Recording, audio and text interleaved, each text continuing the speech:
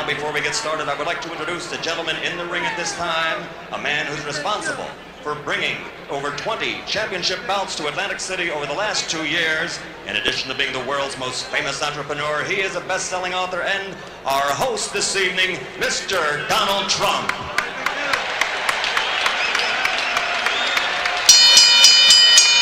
And now, ladies and gentlemen, from the Trump Plaza Hotel and Casino in Atlantic City, New Jersey, let's get ready to rumble! 12 rounds of boxing for the undisputed heavyweight championship of the world.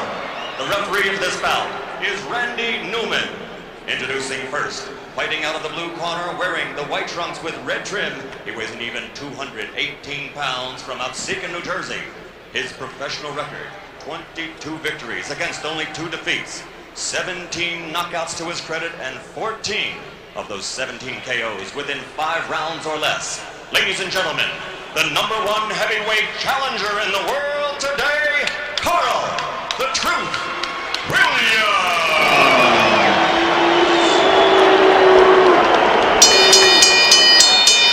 And his opponent, fighting out of the red corner, wearing the solid black trunks and weighing in at 219 1/4 pounds from Catskill, New York. His professional record is unblemished with 36 consecutive victories, 32 knockouts, 28 KOs in 5 rounds or less, and 16 in the first round alone.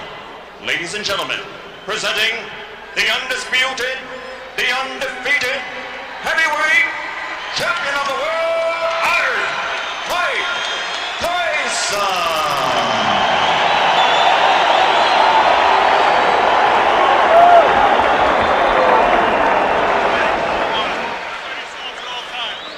To obey my commands. I'll shake hands and come out of the belt. Keep in mind that Mike Williams has a tendency to get hit by left hooks. Carl Williams, excuse me. I can think of better tendencies that a fighter should have who's going out to face Mike Tyson.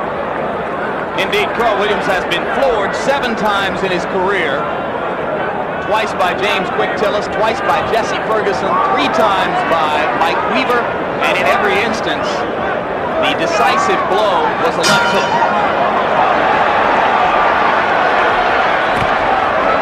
The people in Williams' corner are sincerely worried about what he does in the first 30 seconds against the Tyson onslaught. And it would appear that the strategy to begin with is to hold, and referee Randy Newman says, we're not going to start that way. This is sort of a revealing deal because both men are just throwing punches. In fact, Williams here expect to fight Tyson inside. He can't get in a day that if Tyson throws any unnecessary punches, illegal punches, he will accompany him and throw the same punches back. Well, Frank Bruno felt the sting of Tyson's elbow several times, as other opponents have complained that they have felt it as well. I got his head. All right, I'm in here, John. Stop punching. Step back. Step back. Because Wynn's left jab is so strong, that should help him as long as he keeps that right hand up and watch Tyson's left hook.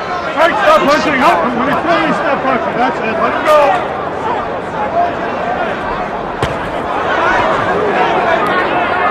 All right, that's it. I'm here. Let him go. Step back.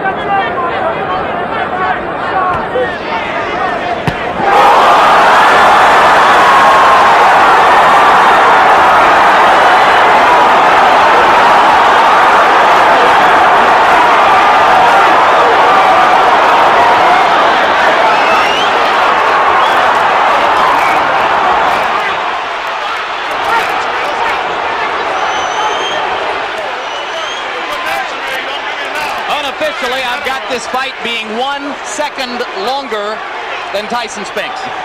1:32 instead of 1:31. It was, as you started to point out again, Larry, a left hook. Williams was very unhappy at the end of that.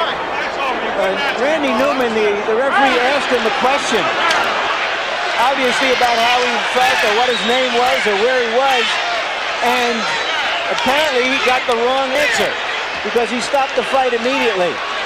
I didn't see any reason to stop the fight, and I'm curious to see what that answer was, and I'm going into the ring to see if I can find out. Good luck, Larry. 1:33, Larry. It was 2 demarcation of the knockout comes at 1:33 of the first round. And you can see a disgusted Carl Williams who thinks that he should have been allowed to continue. And Ray, I've got to agree with Larry. It was a fairly peremptory stoppage. Well, the way I judge it, because he appeared to be okay, but then again, the referee is closer to the pitcher than we are. What was that question likely to be? Like, where are you?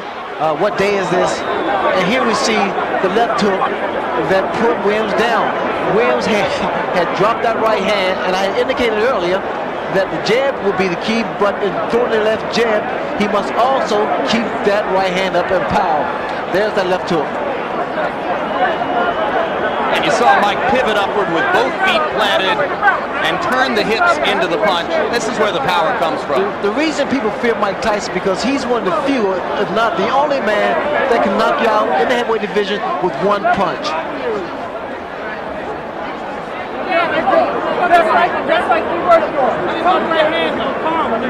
Here's another look at the devastating left hook.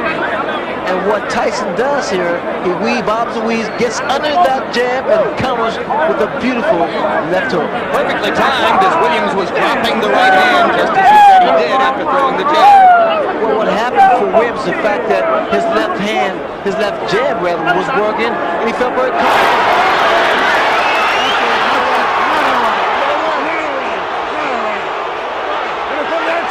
That was look back at the conversation between Randy Newman and Carl Williams, which led to the stoppage.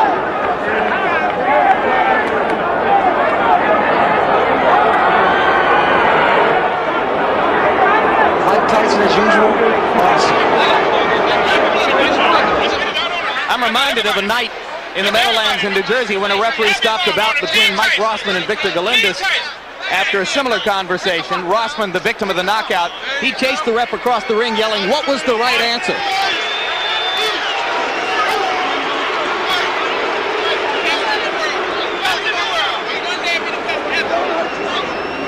I'm with Randy Newman, the referee of the fight. Obviously, the people in and out of the ring are unhappy that the fight was stopped. Randy, why did you stop the fight? When he got up at 8, he was wobbly. He wasn't standing up. He was leaning against the ropes. I asked him a question, a very simple question. How do you feel? Not for the answer, but to see how he responded. His eyes were blank. His expression was blank. He had no answer. Is there any chance that he misunderstood what you wanted him to respond to? I don't think so. Let me tell you why. He's had a lot of professional fights and a lot of amateur fights. When a fighter is knocked down, and I had 38 fights, when a fighter is knocked down, the first thing he wants to prove when he gets up to the referee is that he's in good shape. Number one, he wasn't standing on his feet. He was leaning on the ropes. Number two, he couldn't answer me. And number three, his eyes were dead. Thank you very much, Randy. And now back to ringside. All right, thanks very much, Larry, and thank you for pointing out that the crowd is booing, as there were obviously a fair number within this congregation who did not feel that the bout should have been stopped quite so quickly. Randy Newman with a decisive and clear-headed answer to the questions. He knows exactly why he did what he did. Well, Newman is a competent referee. In fact, that he must have saw something in Williams that we didn't apparently see. But from the outside looking in, it appeared that Williams got up and was able to compose himself. But then again, I think it's left up to the referee.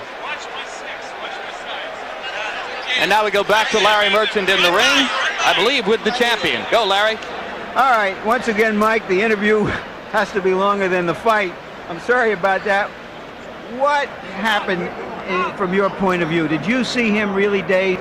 Well, no, I noticed my trainers would tell me we were slipping and hooking. So when we slip, because usually I come in that slip and I get in there, and that's the hardest part of getting in there, and I never threw the punch. And so we're practicing like a slip. So you're in there, instantaneously, bing, throw the punch. And I did, I was successful. What? Were you surprised that he stayed on top of you as much as he did, that he didn't try to move? Oh, I loved it. I loved it. I just knew it took it just with a matter of time. I loved it. So you knew that as soon as he was doing that, that you were going to get a clean shot sooner or later. Exactly. And my punches were accurate and pinpoint. And I knew eventually I was going to get him. He has a reputation for getting hit with left hooks. Were you looking for that opening? No, I was very confident. I wanted to hit him, catch him with a good right hand. Believe me, my right hand is my favorite punch, but I never catch anyone with it. You know, it's my best punch, and I always hit guys with left hooks. All right, we're going to try to take a look at the where's the monitor? At the monitor, if we can find it, so that we can determine what happened. champion, non-pro. All right. Okay. It was a clean left hook. Did you? I mean, you sparred with him years ago. We know that it didn't mean anything. Were you surprised that he went so fast? Well, no, I knew if I catch someone clean, they'll go, regardless who they are. But you know, when the referee he hit him with a shot, it looked like he was able to get up. But I guess the referee called what he saw because I didn't think he was hurt that bad. But I know I hit him with a clean shot. Speculate for me. How long would it have taken you to get him down a second time if the fight went on? Oh, no problem. I'd have been all over him. Maybe it's better that the referee did stop early. I would have been all over him. That's when I'm most dangerously, when I know I have someone hurt. For the record, Mike, I don't know if you know it, this fight went a couple of seconds longer than the Spinks fight. So far in this building, in the last 13 months, you've fought about 1 round and 2 fights. Well, it's good. I like coming in this building. I like being here. And Donald Trump, he don't play around. He pays that money up. And for this fight, Don told me if I knock him out, he'll pay me $100 grand. And I'm looking forward to that $100 grand. Who? Don is going to pay for you? King. Don King, yeah. $100 grand for a knockout. All right, we all want to be there when that happens. When is this going to happen? Right, at the post-press You conference. got to get to me? Oh, yes. My church can use some of that money. Yes. All right. Reverend Henry J. Payton, Holy Trinity Baptist Church. No doubt. Let's talk about, all right, now let's talk. You've talked about being in control of your career. Tell us what you think is next. Who is next? Well, I'm just taking it one step at a time. I'll fight anybody. You know what I mean? I don't discriminate from anybody. I'm the best fighter in the world, and there's no man that can beat me. Does this mean that Holyfield is or is not your next opponent? Well, he's in my future, but I don't think he's in my immediate future. But come on, Holyfield, don't matter. That's kids' play. So you think that you'll fight Holyfield like early next year, and you may have 1 or 2 fights before then? Most likely, but you know what I mean? If they can discuss our things with their people, we can fight in 2 weeks, 3 weeks. He caught a quick knockout, I got a quick knockout. We both still need to work. We didn't get any work. All right. Jose Ribalta was one of the fighters being considered for your next opponent, and he had a dreadful outing in a preliminary tonight. Did that eliminate him? Well, it looks kind of dreary for him, but you never know. If he have a couple more fights and he cleans up his act, he's always a good prospect. What about Douglas, who looked a little better, if not great, in another preliminary? He's been mentioned as a possible opponent. I take all comers. I don't duck any man. Can we assume that Michael Dokes is one of the prospects? All comers. Come one, come all, because nobody can get close to me. They're not even close. I'm the best fighter in the world. There's been discussions that today people from Israel have been offering you money to come and fight there. You've been reluctant to go abroad. Do you think that as a world champion, as someone who says, I'm the best man on the planet, that you will start to fight abroad? Well, eventually we'll do that, you know what I mean? But like you said, I'm not in a hurry to leave my country. You know what I mean? I love my country. I'm not in a hurry to leave anywhere. But you know what I mean? If things are right, I'll fight anyone, in any place, in their backyard. How would you describe right now? You've got a lot of things past you. You've always been able to focus on fighting no matter what the other stuff has gone on in your life. Are you as content as you can be now with the situation that you have? I want to fight, and destruct the world because I'm the best fighter in the world. Thank you very much, Larry. Thank you. Jim?